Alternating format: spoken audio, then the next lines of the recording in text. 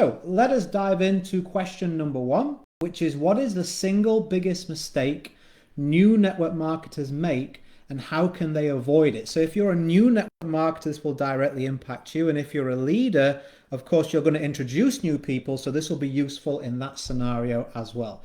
So I would say the single biggest mistake that new network marketers make is they have mismanaged expectations. And sometimes that can be from us. It can be us individually. We have not really thought things through. We've just dived into something and have our own silly expectations.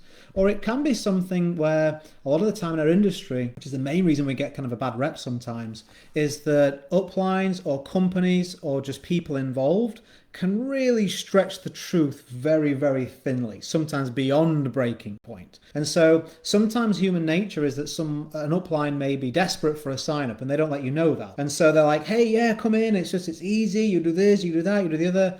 And of course you get in and it's much harder than that. And so now this mistake has been made and often it can cause people to quit.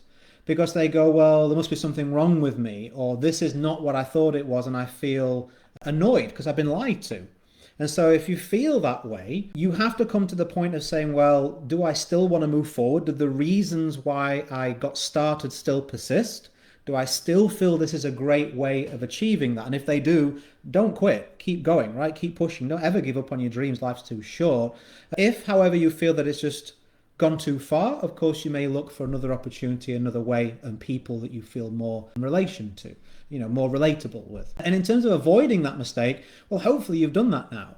Listening to me, hopefully bear that in mind if you do invest in anything to do with your network marketing business. Just bear in mind that often people will market it very much more attractively than the actual delivery or implementation, because people want to sell stuff. So they'll make out like something is all easy, and then when you get in, it's kind of too late, right? So just be mindful that as a human being, as a smart person, take a step back and say, right, if this was a friend of mine relaying this information back to me, would I tell them those expectations are realistic? Would I tell them anything else? And usually taking your own advice is good enough. Number two, if you got value from that, let me know.